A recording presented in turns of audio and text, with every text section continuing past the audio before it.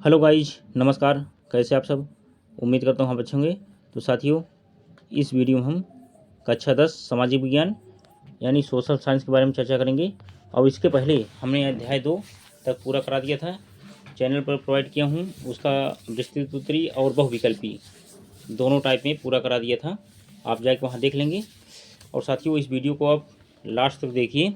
और जो लोग हमारे भाई बहन पहली बार चैनल पर विजिट कर रहे हैं, वो चैनल को सब्सक्राइब करके बेल आइकन घंटी प्रेस कर लेंगे, क्योंकि साथियों इस नोट्स को तैयार करने में बहुत टाइम लगा था।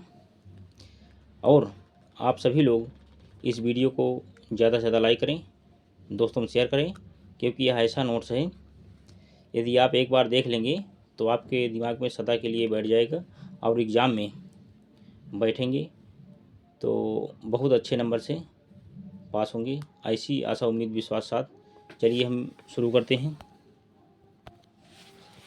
अध्याय 3, भूमंडलीकृत विश्व का बनना। तो इसमें देखो सीबीएसई हो गया, कोई बात नहीं, चलो यूपी, एमपी, बिहार, राजस्थान, यानी आप चाहे जिस बोर्ड में बैठते हों, जहाँ भी एनसीईआरटी की बुक चलती है वहाँ ये वीडियो बहुत उपयोगी होगा।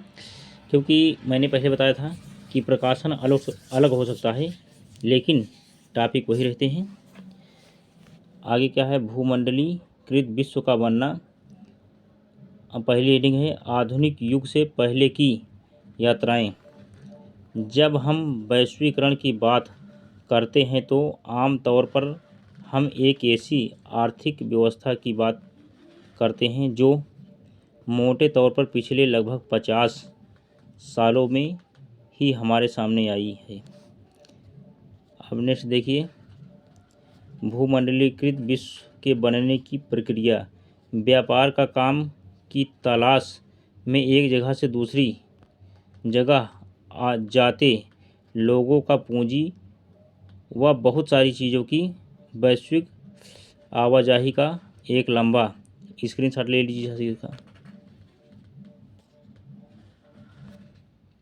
इतिहास रहा है।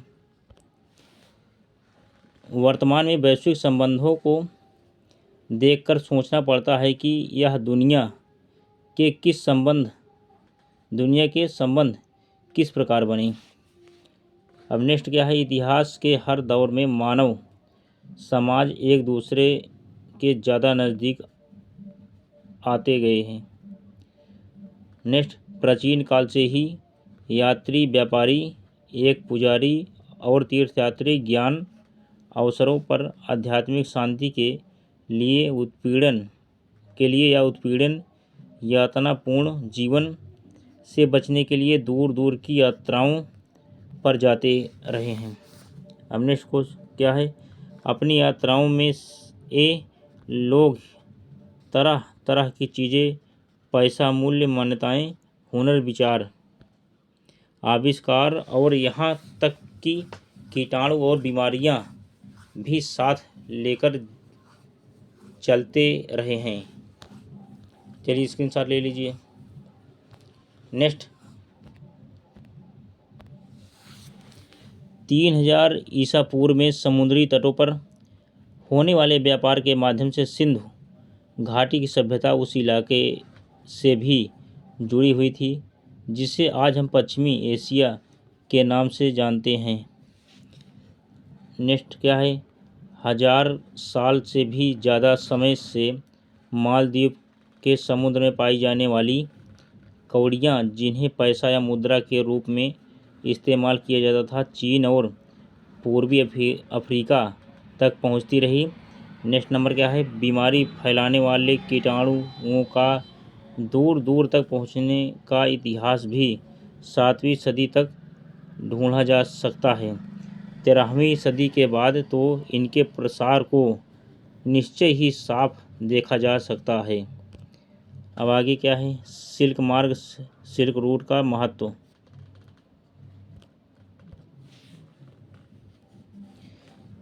आधुनिक काल से पहले के युग में दुनिया के दूर दूर स्थित भागों के बीच व्यापारिक और सांस्कृतिक संपर्कों का सबसे जीवंत उदाहरण सिल्क मार्गों के रूप में दिखाई देता है।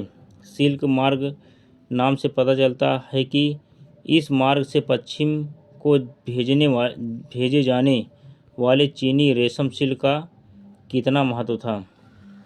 नेक्स्ट नंबर, इतिहासकारों ने बहुत सारे सिल्क मार्गों के बारे में बताया। जमीन या समुद्र से होकर गुजरने वाले ये रास्ते न केवल एशिया के विशाल क्षेत्रों को एक दूसरे से जोड़ने का काम करते थे, बल्कि एशिया को यूरोप और उत्तरी अफ्रीका से भी जोड़ते।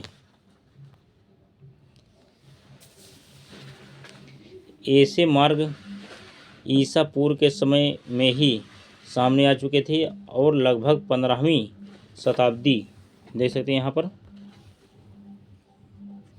15वीं शताब्दी तक अस्तित्व में थे। अब रेशम मार्ग से चीनी पटरी जाती थी और इसी रास्ते से भारत व दक्षिण पूर्व एशिया के कपड़े व मसाले दुनिया के दूसरे भागों में पहुँचते थे।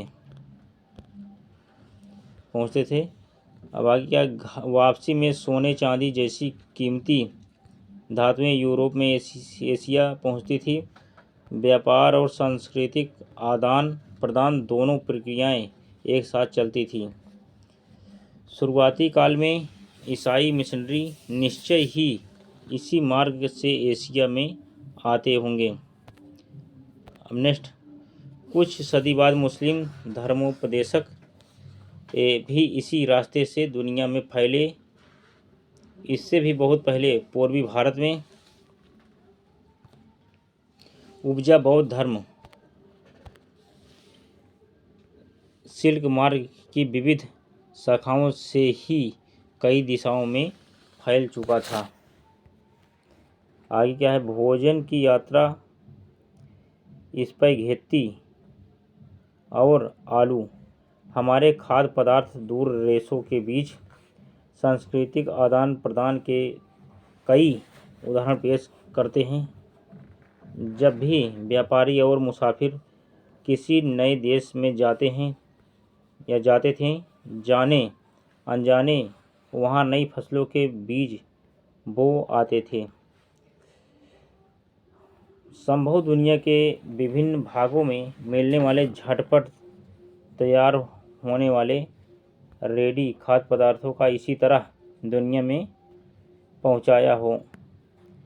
स्पैघेत्ती और नूडल्स इसके उदाहरण हैं।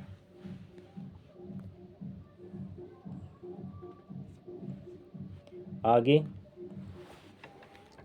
उपजा बौद्ध धर्म सिल्क मार्ग की विविध शाखाओं से ही कई दिशाओं में फैल चुका था। अब आगे, अब भोजन की यात्रा स्पैघेत्ती और आलू हमारे खाद्य पदार्थ दूर देशों के बीच सांस्कृतिक आदान प्रदान के कई उदाहरण पेश करते हैं। जब भी व्यापारी और मुसाफिर किसी नए देश में जाते थे, जाने अनजाने वहाँ नई फसलों के बीज बो आते थे। ऐसा होता था पहले, व्यापारी जाके बीज बोते थे, वही बीज जो है बाद में होता था फसल तो खरीद लेते थे। इसके बाद संभव दुनिया के विविध भागों में मिलने वाले झटपट तैयार होने वाले रेडी खाद्य पदार्थों का इसी तरह दुनिया में पहुंचाया हो। स्पैघेत्ती और नूडल्स इसके उदाहरण है। मैंने इसको पहले करा दिया था ना। चलिए नेक्स्ट, अब आगे क्या है,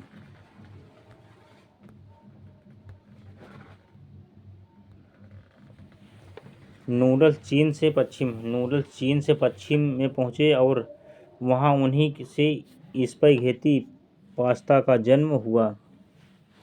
अब आगे क्या है, अरब यात्रियों के साथ 5वीं सदी में सिसिली पहुँचा जो अब इटली का ही एक टापू है। नूडल्स स्पैघेत्ती के जैसे आहार भारत और जापान में भी पाए जाते हैं, इसलिए हो सकता है कि हम कभी यह न जान सके कि उनका जन्म कैसे हुआ होगा। फिर भी इन अनुमानों के आधार पर इतना जरूर कहा जा सकता है कि आधुनिक काल से पहले भी दूर देशों के बीच सांस्कृतिक लेन देन चल रहा होगा।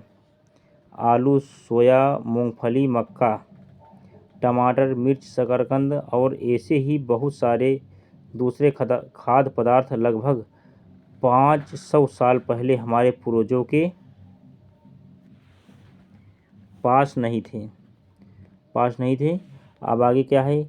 एक खाद्य पदार्थ यूरोप और एशिया में तब पहुँचे जब क्रिस्टोफर कोलंबस गलती से 1492 में उन अज्ञात महाद्वीप में पहुँच गया था जिन्हें बाद में अमेरिका के नाम से जाना जाने लगा। यहाँ अमेरिका का मतलब उत्तरी अमेरिका, दक्षिणी अमेरिका और कैरिबियन द्वीप समूह सभी से है। अब आगे क्या है? दरअसल हमारे बहुत सारे खाद्य पदार्थ अमेरिका के मूल निवासियों यानी अमेरिकन इंडियनों से हमारे पास आए हैं। अब नेक्स्ट क्वेश्चन क्या है?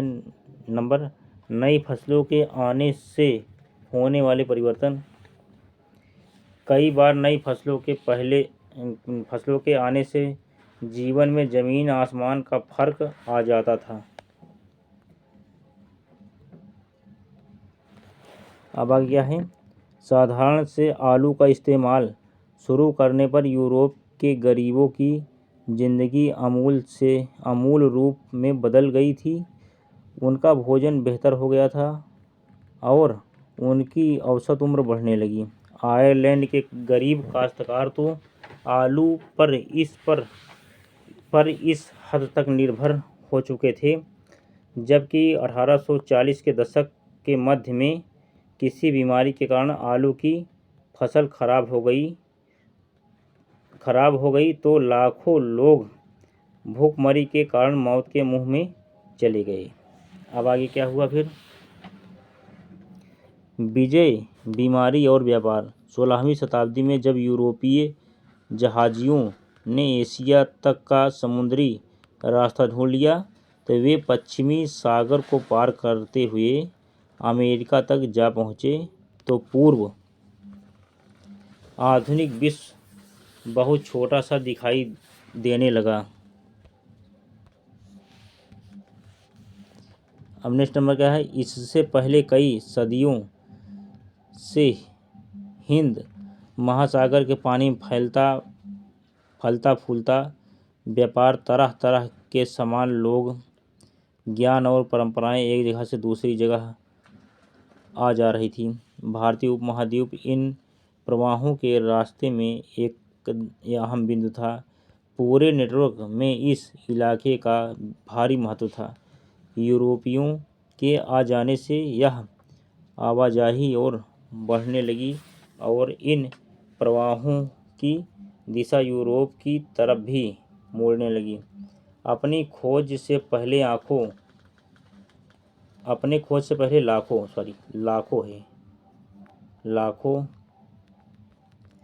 लाखों साल से अमेरिका का दुनिया से कोई संपर्क नहीं था, लेकिन 16वीं सदी में उसकी विशाल भूमि और बेहिसाब नेक्स्ट आगे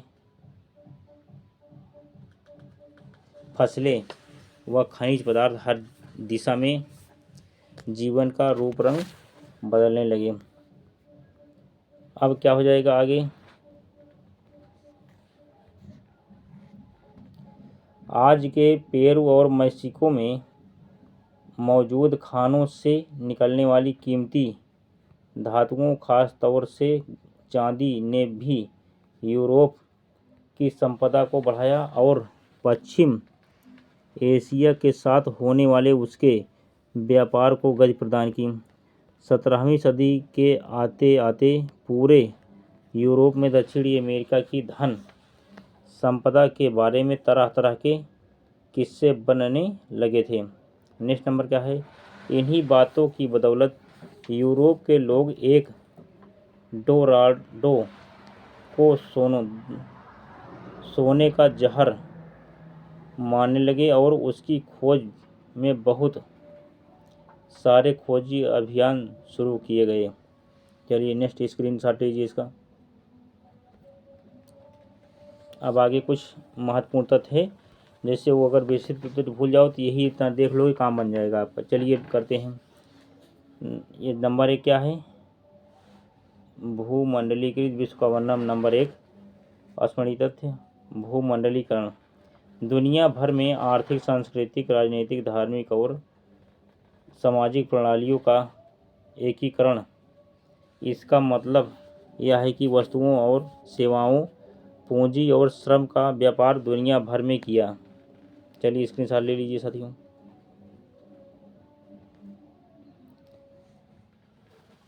फिर आगे क्या हुआ?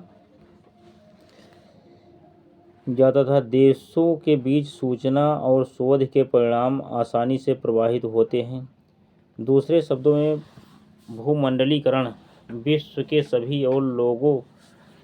सभी भागों के लोगों को भौतिक और मनोवैज्ञानिक स्तर पर एकीकृत करने का प्रयत्न करती है।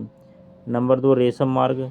सिल्क रूट रेशम मार्ग एक ऐतिहासिक व्यापार मार्ग था जो कि दूसरी शताब्दी ईसा पूर्व 14वीं शताब्दी तक यह चीन, भारत, फारस, अरब, ग्रीस और इटली को पीछे छोड़ते हुए एशिया के भूमध्य सागरीय तक फैला था। उस दौरान हुए भारी रेशम व्यापार के कारण इसे सिल्क रूट करार दिया गया था। इसका नाम चीन के रेशम के नाम पर पड़ा। नेक्स्ट, रेशम के नाम पर पड़ा जिसका व्यापार इस मार्ग की मुख्य विशेषता थी। यहाँ तक आप नोट कर लीजिए पूरा साथियों। इस मार्ग में व्यापार के अलावा ज्ञान, धर्म, संस्कृत, भाषाएं, विचारधाराएं भी फैली थी। नंबर 3 कार्नला सरकार यूके को मक्के के आयात को प्रतिबंधित करने की अनुमति देने वाले कानूनों को आम तौर पर कार्नला के रूप में जाना जाता था। इस कानून ने भूमि के स्वामित्व से जुड़े मुनाफे और राजनीतिक शक्तियों को भी बढ़ाया।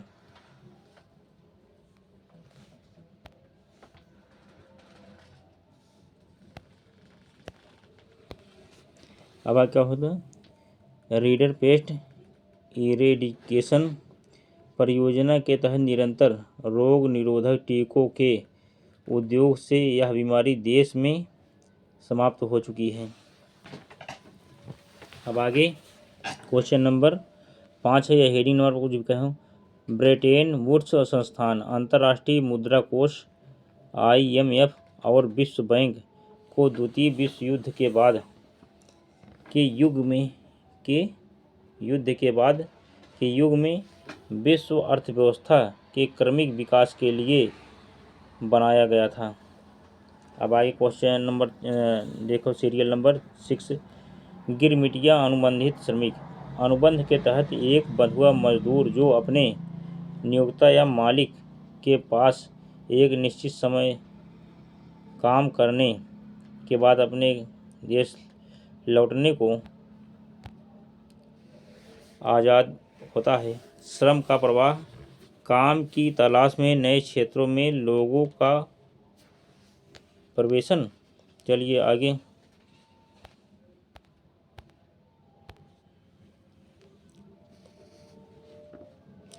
श्रम का प्रवाह देखो, काम की तलाश में नए क्षेत्रों में लोगों का प्रवेशन।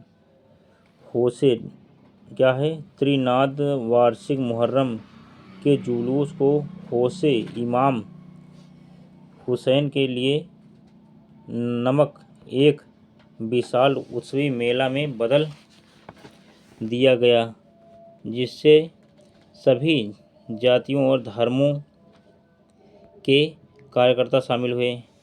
G77 यानी 77 विकासशील देशों द्वारा एक नए अंतर्राष्ट्रीय आर्थिक आदेश यानी NEO की मांग करने वाला एक समूह था, जो इन देशों को उनके राष्ट्रीय संसाधनों, कच्चे माल, निर्मित वस्तुओं और उनके बाजार पर वास्तविक नियंत्रण प्रदान करेगा।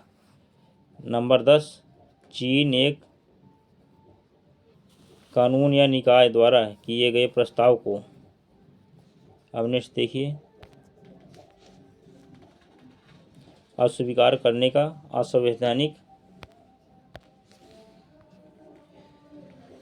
अधिकार। संयुक्त राष्ट्र सुरक्षा परिषद में भी 5 अस्थायी सदस्य देश चीन, फ्रांस, रूस, यूनाइटेड किंगडम वे एक संयुक्त राज्य अमेरिका को भी ऊँटों का अधिकार प्राप्त है।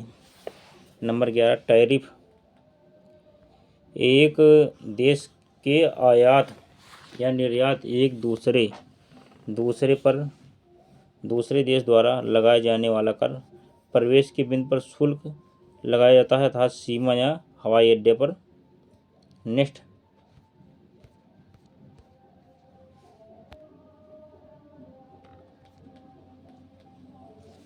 फिर क्या हुआ आगे, विनिमय दरें क्या हैं? वे अंतर्राष्ट्रीय व्यापार के प्रयोजनों के लिए राष्ट्रीय मुद्राओं को जोड़ती हैं। मोटे तौर पर 2 प्रकार की विनिमय दरें हैं, निश्चित विनिमय दर और अस्थायी यानी अनिश्चित विनिमय दर। दूसरे शब्दों में 2 अलग अलग मुद्राओं की सापेक्ष कीमत होती है। अब इसमें आपको बताना है कमेंट के माध्यम से, दक्षिणी अफ्रीका में एल डोराडो क्या है? और दूसरा है, किस बैंक के पास अंतर्राष्ट्रीय मुद्रा कोष और विश्व बैंक में ऊँटों का प्रभावशाली अधिकार है? साथियों, इस दोनों क्वेश्चन को आप इसी वीडियो के माध्यम से अध्ययन करके कमेंट कर देना साथियों, तो हम जान जाएंगे। और जो भी हमारे भाई बहन इस वीडियो को देख रहे हैं पहली बार, वो चैनल को सब्सक्राइब करके बेल आइकन घंटी प्रेस कर लेंगे और इस वीडियो को सभी लोग लाइक करें, दोस्तों में शेयर भी करें, क्योंकि साथियों आप लोग लाइक करेंगे, कमेंट करेंगे तो हमको ताकत मिलेगी, मैं आपको और अच्छा पढ़ाने का प्रयास करूँगा। वैसे मैं अच्छा, आप कुछ नोट्स देख कर अब जान गए होंगे। तो साथियों, अब इस वीडियो को आप लास्ट तक देखिए, तो ये वीडियो है पूरा। मैं अब अपनी वाणी को विराम देता हूँ।